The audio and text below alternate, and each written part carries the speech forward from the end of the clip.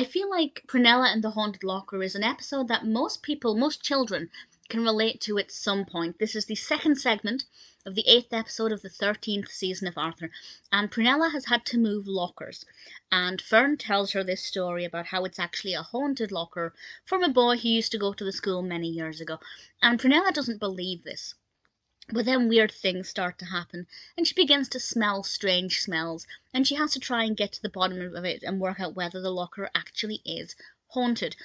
Now, I never had a haunted locker, but we definitely had rumours that one of the girls' toilets were haunted from a Victorian child who died in there many, many years ago. And that was obviously something that played on my mind a lot when I was an impressionable 8-year-old. So I feel like most children have got this experience at school at some point, and even better if it's a haunted locker. I think the narrative development was pretty good. I personally worked it out pretty quickly. Well, I worked out one aspect of it very quickly.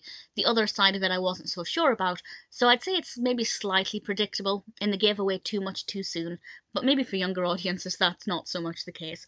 But I thought it was pretty good. I think Prunella was a really good character to have at the center of this, because she's quite, she's very mystical. She believes in a lot of things that maybe for which there are no concrete evidence. So I think allowing it to play on her mind and to have her start to think it could be possible, I think definitely worked very well. The development of the narrative, as I said, was pretty good, a little bit predictable here and there, but ultimately quite enjoyable, and as I said, quite relatable. And it reminded me of those haunted girls' toilets, which I'd temporarily forgotten about. People used to put ketchup packets on the walls, on the mirrors, and pretend it was blood from the ghost. I'm not entirely sure why the ghost was bleeding. But yeah, definitely I think relatable for some children.